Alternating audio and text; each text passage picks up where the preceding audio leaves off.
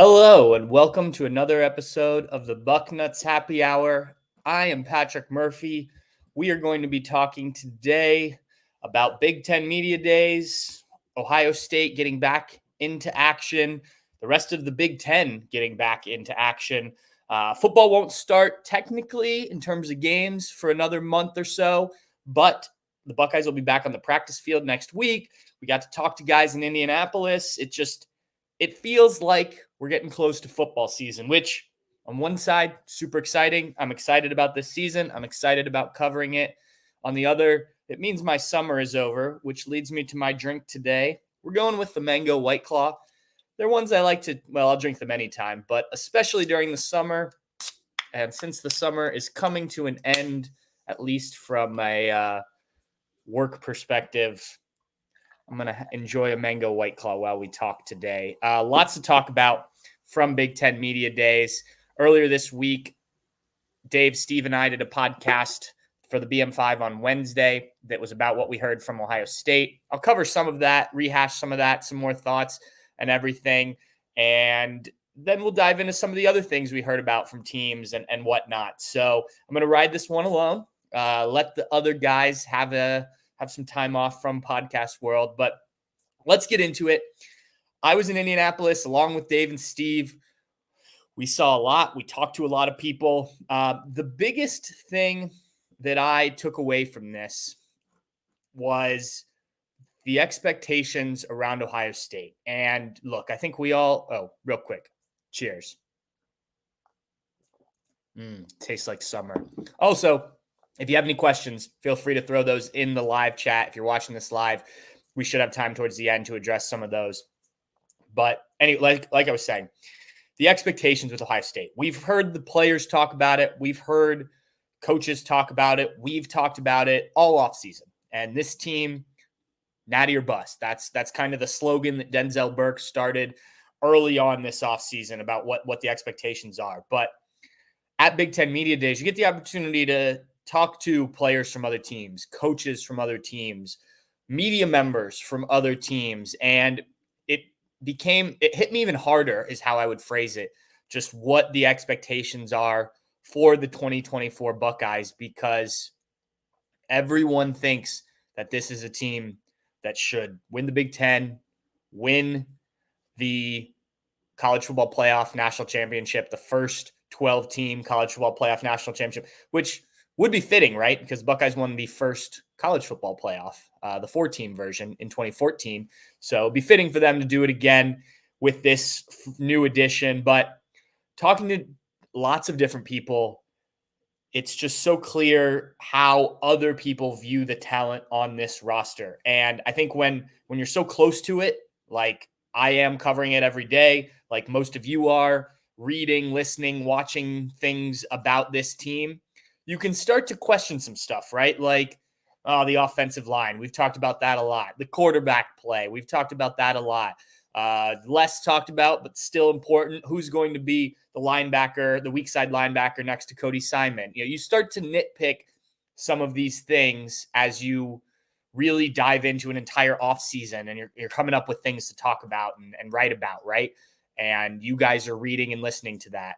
As I talk to people who are covering other teams and just kind of see Ohio State from a distance, or you talk to coaches at other programs who are, much more focused on what's happening at their program, but are aware of what's happening at Ohio State, it becomes clear just like this team is viewed really as that natty or bust. Like there's too much talent. I had somebody tell me, I was kind of like, well, let's see what happens with the quarterback. And they got to make sure this offensive line continues to improve. And they were like, there's too much talent on this team for you to be saying that. Like, if they don't win everything, maybe not every game, maybe they slip up once, maybe they lose at Oregon.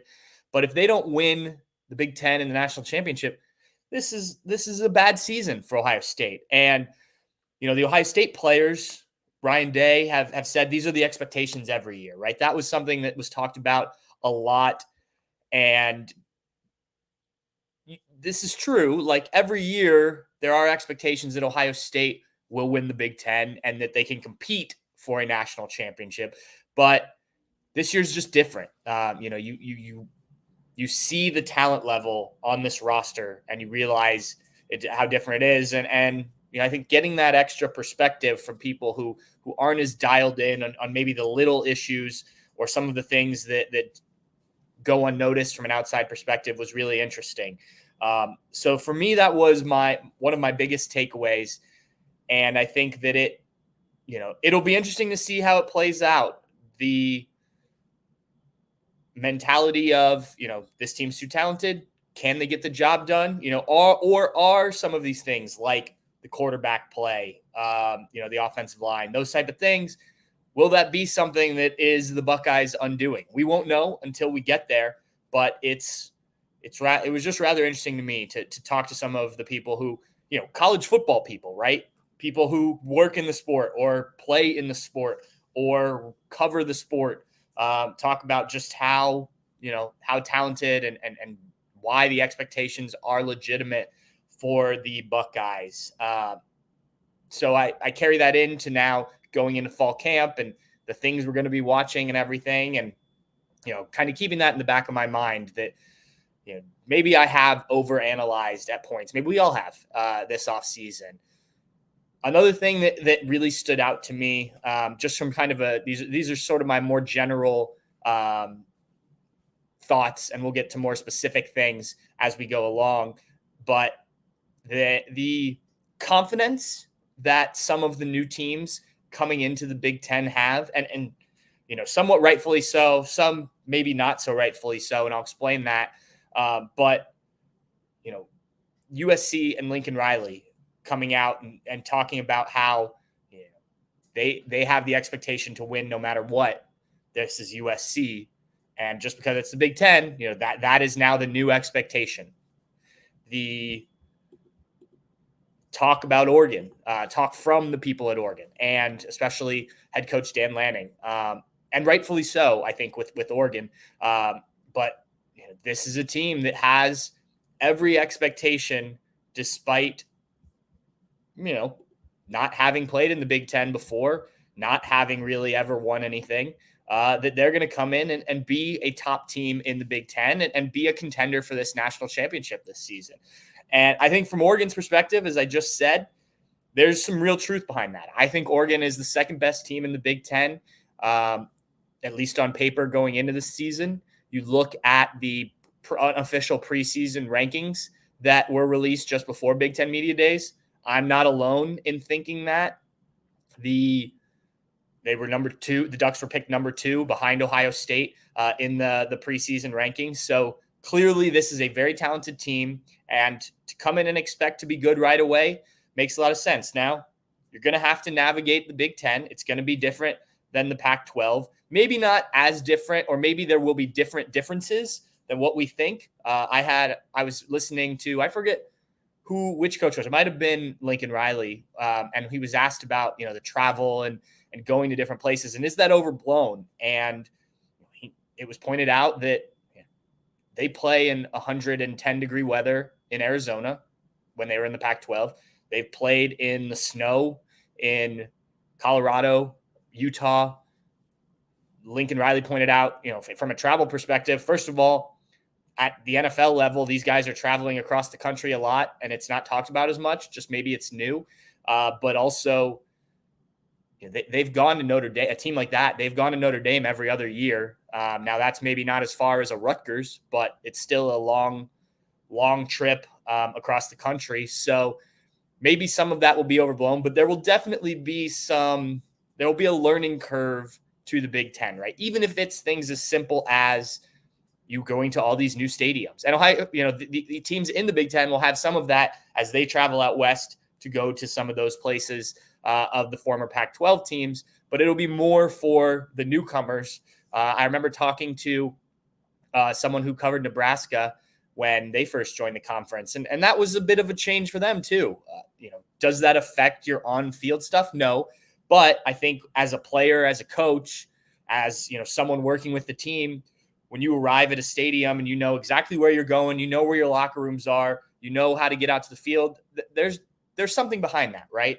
And it's like playing at home versus playing on the road. Well, at least most of these road stadiums will be familiar to the returning Big Ten teams, whereas the new ones will have to make some adjustments and learn how to get from point A to point B and things like that. Little things for sure. And maybe it doesn't affect the outcome of games, but just something to think about.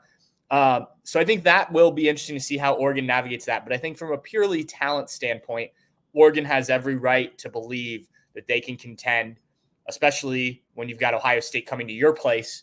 They don't have to come to Columbus. They've got the Ohio State game there. So I think that Oregon is well positioned to back up that kind of talk coming in. USC, that'll be more interesting. And look, USC, like Ohio State, like a Michigan, like you name the blue blood college football program. There's a history there, and Lincoln Riley came to USC to get that back on track, and he admitted there was a big job that needed to be done, but that they feel like they have made progress. Probably not done yet, but they played in a Pac-12 championship game. They were on the cusp of making a college football playoff. They've had a Heisman Trophy winner. And so he feels like when they catch up, was the way he kept putting it, USC will be right back in the thick of things. And there's a reason to think that they can contend in the Big Ten. Now, I think some of that is just the confidence that you take into Big Ten Media Days. I mean, Matt Rule of Nebraska also said that he loves this team and expects to be in the mix, I think is the way he put it.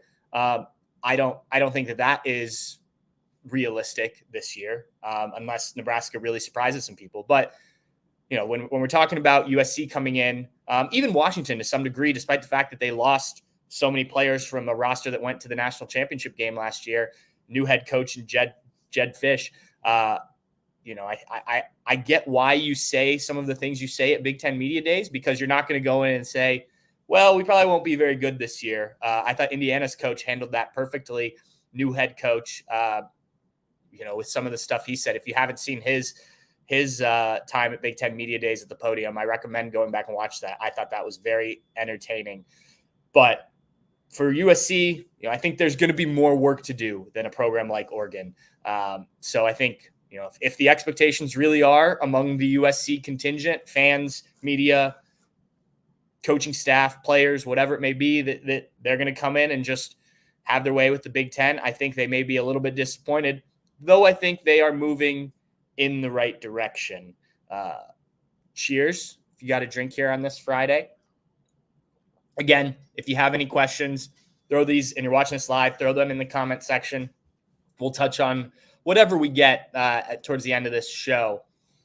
Looking a little bit more Ohio State focused and kind of what was said. Ryan Day, well, first of all, I think I've said this a few places now, so if you've heard me say this, forgive me for repeating it, but there wasn't any kind of news that came out of Big Ten Media Day, really. I mean, Ryan Day confirmed TC Caffey had torn his ACL, which Dave Biddle reported a few weeks back. He reported he was out for the season. So, there just isn't a lot of news for this team because you've got so many guys coming back. We've covered all of the storylines, whether we covered it this offseason or whether we've talked with Ryan Day, Jack Sawyer, Mecca Igbukah, Denzel Burke before about some of these things. There wasn't like these new angles to explore with a lot of these guys, which is different than most Big Ten Media Days. I mean, the big questions still facing this team, quarterback, offensive line, those type of things, Ryan Day can't answer. Now, you can talk about the quarterbacks, but they haven't really practiced since the end of spring. And we've talked to Ryan Day twice, I have at least, since the end of spring. So, there wasn't a ton of new information to get out of the Ohio State side of Big Ten Media Days. I do think that there were some interesting things that Ryan Day talked about. He was asked about the quarterbacks, about the natty or bust stuff, those type of things. The answers were as you would expect. Some of the things I did think were interesting, he touched on Jeremiah Smith, and he was asked about Jeremiah Smith and basically said, he doesn't want to overly hype things up for the freshman right now. He said, I'm not trying to go down that road. It's easy to see how talented he is. I think the thing you already recognize, though, is that he's He's really good at the no talent things, the stuff that isn't just being a great wide receiver. But I'm going to hold off comments until he plays his first snap at Ohio State, and we'll go from there. And if you watch the video, Ryan Day gave quite the smirk as he said that. I think if you talk to some of the other guys about Jeremiah Smith and his work ethic and things like that, you can tell, in addition to what you heard from people in the spring, this kid's going to be special, right? And Denzel Burke was talking pretty glowingly about him, and somebody said, well, Marvin's the best receiver you've covered, and he agreed with that. And where's Jeremiah in that? And he frankly was pretty frank that he thought Jeremiah Smith kind of fit in with that comparison. Obviously different points in their career, but I would say that the way that Denzel put it, he is further along, Jeremiah, that is, than Marvin was as a freshman. And we all know what Marvin did by the end of his career. So excitement there, certainly. While we're talking wide receivers, Ryan Day said that, first of all, Brandon Inniss is healthy after missing the end of spring, but also, he's a player that you feel him when he's on the field, is what Ryan Day said. And I think it's interesting. He's a guy who's kind of gone under the radar this offseason. You have Emeka coming back, so he'll play at least some in the slot. But Jeremiah Smith's hype, some of the Carnell Tate stuff you saw last year, I think it's just all kind of covered up some of what Brandon Inniss may give to this team. And that's a player who is really talented coming out of high school. I think it will be, assuming he is back to being fully healthy, as Ryan Day said, that is another interesting weapon that can do some different things. Will mostly play out of the slot, but you could give him some carries like they have done on end arounds and things with Emeka Egbuka. Chip Kelly, who I just wrote about. There'll be a story out here soon, if it's not already published. The innovation that Chip Kelly is going to bring, and that was another thing that came up quite a bit in talking to Ryan Day and some of the players, is this will be a different looking offense. I don't think it will look, you're not going to completely see a change, but the things that Chip Kelly will add, I think, will be noticeable, and specifically in the run game. But it all kind of goes together, right?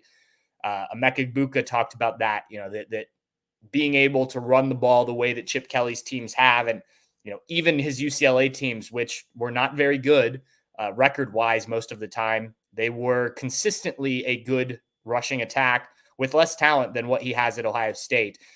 So that opens things up in the pass game and whatnot. Randy talked about Chip Kelly bringing some of the quarterback run stuff back at Ohio State, and that's something Ohio State knew they needed to do more of going into this season. Chip Kelly has done that. Now, Ryan Day was quick to point out that doesn't necessarily mean, you're going to run quarterback power every play.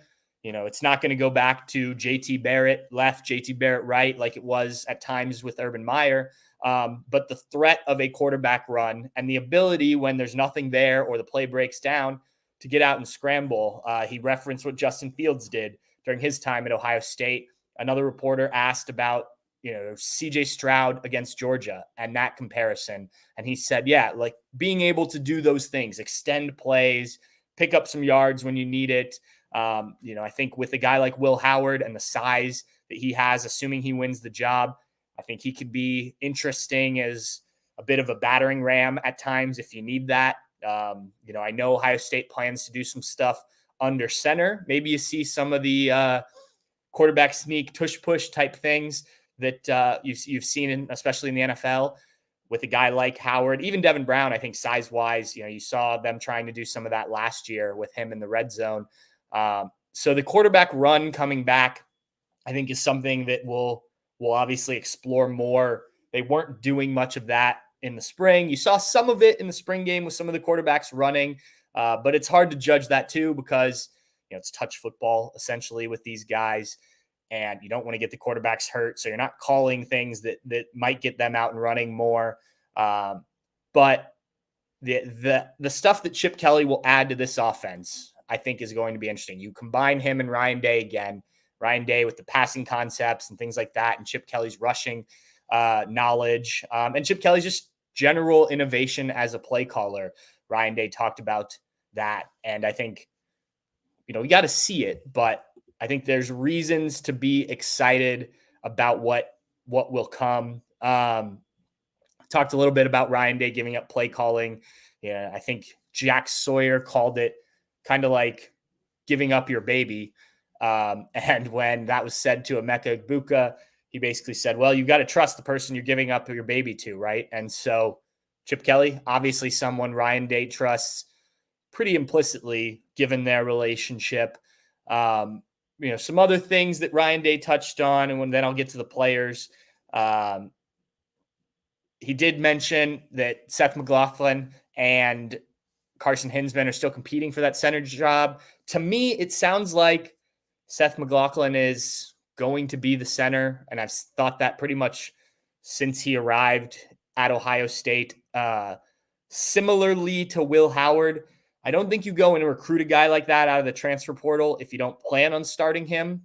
And Seth McLaughlin has played strictly center during his career. Cheers. Though he is capable of playing guard if needed. But to me, those guys still have to earn the job, and I think that's why they haven't announced either of them as the starter yet. But to me, reading between the lines, it sounds like Seth McLaughlin will be the starting center. Carson Hinsman will compete there for the backup job. If he can win the starting job, he wins the starting job, but he's likely more competing for that right guard position, which is still up in the air, and we'll see how that plays out during the season. I am interested, and this may not have been talked about enough this offseason, but Ohio State will be, or all teams in college football will be able to do the headset communication like you have in the NFL, where the coaches can talk directly into the quarterback's helmet up until a certain point on the play clock. So Ryan Day talked about how he thinks it will possibly lead to more huddling, or at least like muddle huddles, where because now you don't have to go line up and show everybody your formation and look to the sideline and make adjustments. You can talk directly in. The quarterback can call it. Then you can go and line up without tilting your hand too much early on. Will that lead to fewer plays, slower offenses? Ryan Day thought so, but other coaches talked about how it might be able to speed things up. So I think it depends on how you choose to use it. You're also going to be able to have tablets on the sideline, which Iowa's Kirk Ferentz said that he is glad that college football has finally caught up to high school football, which in most states has allowed teams to have some sort of tablet or screen on the sideline to review plays instead of looking at pictures and whatnot. It'll be interesting to see how those two things contribute to changes. Also, there'll be a 2-minute warning like in the NFL in college football this year. These may seem little things from a fan perspective, but this, especially the helmet stuff, the tablet stuff, that's a big deal. And I think 2-minute warning too, you get in some of these tight games, it's an extra timeout. Essentially, it's probably another commercial that fans at home have to deal with, but it does give you, a time to go to the sideline and, calm things down, whether you're on offense or defense. If you need a big stop, if you're trying to drive to win the game, those type of things. So 3 interesting changes to the college football rule book this year, which I think will have some impact. Ryan Day was asked about year 3 of Jim Knowles and kind of the expectations. And I thought it was interesting. He said, if we're looking at statistics, we're looking at the wrong thing, because the Buckeyes have had a top 3 defense. He also said, we've had a top 3 offense here. He's like, what these players want on either side of the ball is to win. And so how do you get that one stop? And, for the Buckeyes, it was against Michigan. Could they get another stop that would have helped them win the game? Obviously, the offense was on the field basically last, and you want them to finish drives. And Ryan Day talked about, that as well, and doing things to ensure that you close out those games the way you want. But I think that is interesting from a defensive perspective because they were very good last year. And I've asked before, I think I've talked about it on this, how do you get better when you already had a top-ranked defense? Well, maybe that's not even the question. The question is doing certain things to ensure that you win the game and not look at the statistics. Look at, maybe getting one more stop against Michigan or whatnot. So I thought that was an interesting thing from Ryan Day. Just checking my notes here to make sure I didn't miss anything from him. Oh, one thing that everybody talked about, and so I'll get into this, the college football video game, College Football 25. I have not yet played it. I need to upgrade my systems in order to play it, which I intend to do now that we're back from Big Ten Media Days. But it is a big thing among not just Ohio State players, but specifically for the purposes of our podcast, the Ohio State players are all in on it. I put up a story just the other day with kind of quotes and things from Ohio State players talking about the game, talking about how they think their rating should be, whether they were happy with it. The gist of it is all of them are thrilled with the game. Yeah, some of them think they could have been rated a little bit differently, for sure, as I'm sure anyone would, unless you're just 99s across the board. But they have been playing. Denzel Burke said, well, I didn't play it yesterday, but I've played it I haven't played it today, but I played it every day since then and probably too late. Emeka Egbuka said he's been playing it too much. Jack Sawyer, interestingly enough, said he's trying to convince JT Tuimoloau, who did not opt into the game, to get into the game, and they are able to update games with patches and stuff. So if JT or anybody does opt in, they can add him in, which I think will be interesting if they do that. Ryan Day said, and this was funny, that he has not played the game, but his son RJ is playing it. So RJ is playing. Ryan Day is telling him what plays to call. So even Ryan Day is coaching at home, and hopefully that gives Ryan Day can scratch the itch a little bit as he does give up play calling for the Buckeyes. Maybe he can help RJ a little bit to still kind of get some of that out. But the game does seem to be very popular. I assume as you get into the season, these guys will have less time to play the game, but they do need downtime. And I think if you are playing college football 25, at least you're still doing football stuff. Oh, Emeka Egbuka joked that, well, I don't know if it was a joke, that when his teammates mess up in the game, he calls them and lets them know that if they do it again, they're going to get benched, which obviously they don't have a direct line to their video game selves, but I thought that was funny from Emeka.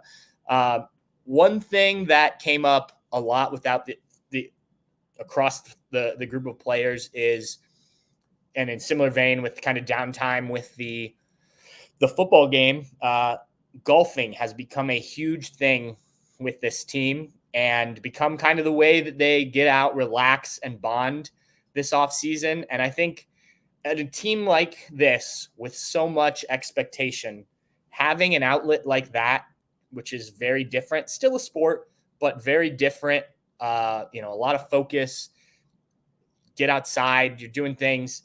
I think it's a really interesting thing that so many of the guys have taken up golfing or already golfers and have gotten other guys involved in it. It's a good way to get away and just kind of forget for a little bit about the pressure of things. Again, something they'll probably have to dial back during the season, but Emeka Egbuka was asked who the best golfer was. He said it's him. He was asked why. He said, well, I have the lowest handicap, 6.6. So I believe one of the guys said earlier this offseason that Emeka just recently picked up golfing, but he's a guy who played baseball, played tennis. He's just an all-around talented athlete. Not surprised. Emeka did say that Denzel Burke has picked up the game quickly and was the guy who golfed probably the most this offseason and has gotten a lot better. I know Jack Sawyer and some of the defensive linemen are also in on it. Lincoln Kienholz is a pretty good golfer by all accounts. So a lot of these guys have taken up golf. I am not a golfer, but I have lots of friends who like to go out and golf. And I do think it's a good way to get away from kind of everything else, clear your head, so to speak, while focusing on the links. Another thing that was a theme with the players, and not surprisingly, was Michigan. And obviously, this is a topic that, if you cover Ohio State on a day-to-day basis, has kind of been beaten to the ground. But players are aware that at these events, they're talking to guys, reporters who don't cover them day to day. And so, I'm sure they were aware that they were going to get some Michigan questions, but you can tell that it just bugs them, not just talking about it, but the fact that they have to talk about it, that it's gotten to the point where you have 3 straight losses to your rival after such a long period of dominance. And I think it was Emeka Egbuka who made the point that, look, these things happen, right? They essentially, they go in cycles, if one team's going to dominate for a while. But it's up to Ohio State to put an end to this run. And, Denzel Burke very confidently was saying that needs to happen this year. It's obviously a big reason why so many of these guys came back, was to get to win against Michigan. Jack Sawyer talked about how he can't leave Ohio State without a pair of gold pants. And, in order to do that, he's obviously got to go out and beat Michigan this year. The Wolverines clearly have lost a lot of talent, obviously lost Jim Harbaugh, but certainly, certainly will be an interesting game at the end of the season. We'll see what Michigan looks like throughout the year, but the mental side, if nothing else, will be a factor when you are, having to deal with that game. And yes, it's at Ohio Stadium. Possibly Michigan could be, a couple loss team at that point. Though I do think that defense is still going to be very good, but the Buckeyes will have to go out and take care of business. We'll obviously talk about that more as we get closer to that game, but it was certainly a topic of conversation. Another thing, Will Howard, a lot of questions about Will Howard. It sounds like players are happy with the progress he's made. I get the sense, Denzel Burke was asked specifically about comments he'd made previously, about Will Howard, and Denzel Burke's always been a guy that kind of needs to see it before he's going to heap praise on somebody. He did the same with Jeremiah Smith. He's asked about Aaron Scott Jr., the freshman cornerback, and said, like a lot of people, going into their freshman year at 17, 18 years old, he still needs to mature. With Will Howard, it sounds like he's starting to come around on the quarterback. And I think part of that is, Will Howard, and I wrote about this not too long ago, Will Howard has admitted that he had to take time to settle in, and that the spring maybe was, at least the start, first half or so, was a lot to do as a transfer guy, going from a place like Kansas State, where they're running one kind of thing, to Ohio State, where it's a different offense. And frankly, you're playing with better players. And, you think that should help you, but just the speed of Ohio State's receivers compared to what he was used to, if you're trying to time throws and things like that, I think, it takes time to get used to what a Emeka Egbuka, what Jeremiah Smith, what Carnell Tate, what Brandon Inniss can do, when, last year his top receiver at Kansas State was a tight end. So I think part of Denzel Burke's, I don't want to say hesitancy to praise Howard, but just, being honest, is that it's taken Will Howard a little bit of time to settle in. And, the hope is that you go and see the best of Will Howard in fall camp. He wins the job, and now you've got your quarterback, and everything's good, right? Other guys, Emeka Egbuka was a bit more, positive about Will Howard. And not to say that Denzel Burke was negative. I don't think it was that. He just, he's not ready to crown anybody at this point. So, Emeka, obviously a guy that is going to work directly with Will Howard. He said basically he's seen him take these positive steps, towards becoming the quarterback and, the guy that the Buckeyes need to get to where they need to go, especially offensively. Again, I think his ability to run, his experience, having played as much as he has, will certainly be a positive factor for the Buckeyes. Talking about some of the other things I heard, I wrote about this the other day. The Dillon Gabriel, the quarterback at Oregon, made it clear that he did talk to Ohio State during his time in the transfer portal. He wanted to get, he'd already transferred once to Oklahoma. So this time he wanted to, just get the process done, get moved. And Ohio State wanted to wait. They wanted to see what Devin Brown would do in the build up to the Cotton Bowl and in the Cotton Bowl. And obviously you all know how that went. So they decided to go after a quarterback, but I think Dillon Gabriel was in the transfer portal for 5 days. Will Howard was a guy who was more willing to wait, and we'll see how that all plays out. You can read the story on Bucknuts. We'll see, by the end of the year, how Buckeye fans feel, how Oregon fans feel. Dillon Gabriel, preseason favorite to win Big Ten Offensive Player of the Year, Heisman Trophy favorite coming into the year. So, I think preseason wise, there's more of an expectation on what Dillon Gabriel can do, but still certainly an opportunity for Will Howard to showcase himself. And again, has to win the job first. But I think we all believe that that's going to be the case. So interesting there. I talked with Luke Lachey, the tight end at Iowa, who is from Columbus, Ohio. Obviously, his dad, Jim, who I also talked to at Media Days, former All-American for Ohio State. And it's interesting to hear Luke talk about, he admitted, growing up, it was his dream to play for Ohio State. But, if you go back and if you remember the story, basically Ohio State took the commitment from Joe Royer, who's now transferred to Cincinnati, instead of Luke. Luke ends up at Iowa, and he was saying how he couldn't see it having gone any other way. He's a Hawkeye. He loves it there. He said he's never considered jumping into the transfer portal and coming back to Ohio State. Obviously, that whether that was true or not, I don't know. I know there was some buzz maybe a year or so ago, maybe longer, about would he do that. I don't know how far he ever thought about that or if that was ever a real thing.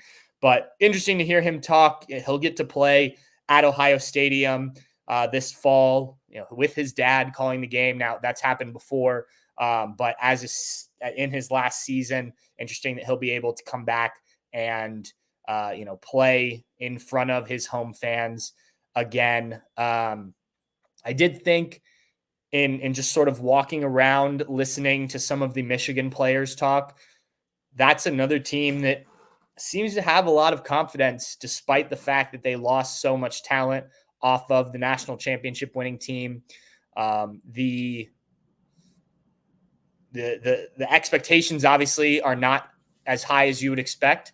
But they being the Wolverines believe that there's enough there for them to again be in the conversation for the Big Ten, the college football playoff, and compete for the national championship.